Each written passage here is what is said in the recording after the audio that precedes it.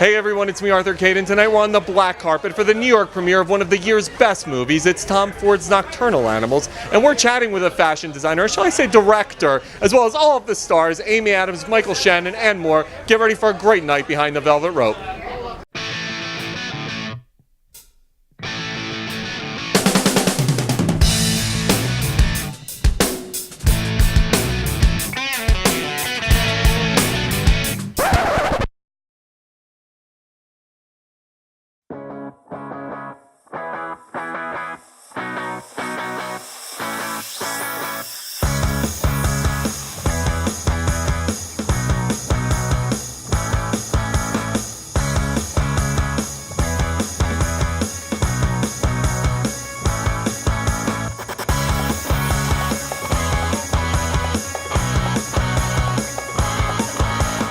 Hey everyone, it's me, Arthur Kade. All right, Amy Adams, what a wonderful movie you guys have made here.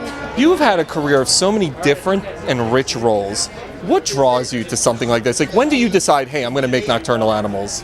It was when I was sitting in the room with Tom. I loved the script and the character, but I was sort of curious about his vision because it's a very specific film in the way that it treats, present and past and story and reality. So it had a lot of elements to it. But when I spoke to him about it, he had such a passion and such a specificity in the way he was going to approach it. And I thought, yeah, this is someone I want to do this with.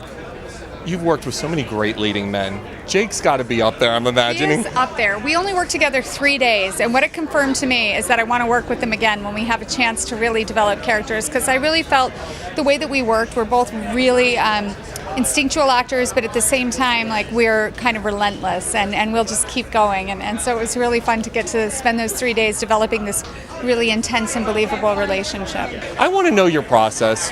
How does this all happen for you from beginning to end to create a movie like this? Well, I wrote the screenplay, so that was the beginning. Well, first of all, I read a great book called Tony and Susan, which I adapted. I had to make quite a few changes to try to figure out how to make it more cinematic and tell the story that I wanted to tell and make it more personal.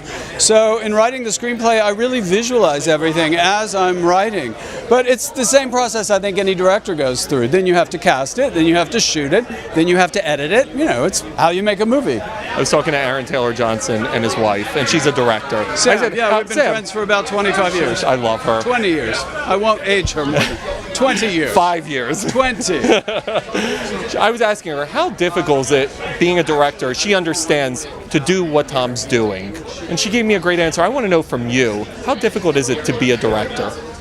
I think if you love it, it isn't difficult. I find it absolutely the most exciting, fun thing I've ever done in my life. I feel like you've had a multitude of great movies this year, but you steal the show in this one. How did you pick this movie? Like, what makes you want to get involved in Nocturnal Animals? Well, I love the script and I love the character. You know, Bobby is a really kind of iconic Southern lawman, in a great tradition of inscrutable, crotchety Southern lawmen, and I figured it was my opportunity to get to fill those shoes. What drew you to it?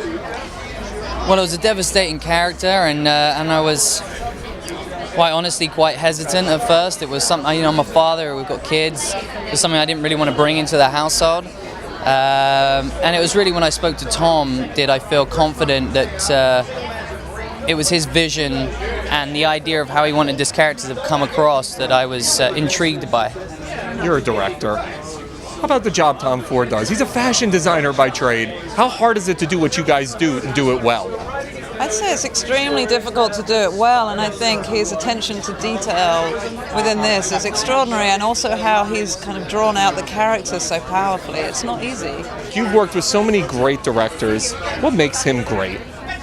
Well, he's unique. I mean, he looks at the world and he looks at story and narrative and character and design and production design and music in a very specific way that sort of, that relates to everybody. I mean, it's so uniquely his own that it sort of resonates in a deeper way. He's not trying to be anyone else. He's not trying to do anything other than express his own authentic self, and When any really great artist does that, it can be pretty powerful. What's everybody getting with Nocturnal Animals? Well, they're getting a thriller, but ultimately they're also getting a cautionary tale about worshipping false idols, about loyalty, and about, there are so many stories about physical violence, but very few about emotional violence, and that's what I really like about the story. Sorrow and regret and That doesn't sell the movie. sadness. Yeah, I think people will be moved by the score, by the romance, by the failed love in the film. It really hits you in the chest. When you get to work with a cast like this, blow your mind? Yeah, I mean, absolutely. I mean, whose mind wouldn't it blow? I mean, there's this man right here, Michael Shannon. He's a national treasure. Aaron Taylor-Johnson, Jake Gyllenhaal, Isla Fisher. I mean, there's so many that I really got to work with and watch work, and I feel like I've learned so much from them, just talking to them, watching them, and working alongside them. The way music is approached in the film is very different than usual, because we have a violent thriller which is scored as something intimate, as personal, internal tale, journey, and we have an outside romantic psychological drama, which is scored like a Hitchcock movie, and we have all those Hitchcockian elements that we don't see an obvious danger, and yet we want to feel something, and this is what this movie makes. It basically tells us that the crime that may not leave any traces, that's only emotional inside of us, is equally harmful and life crushing as physical violence.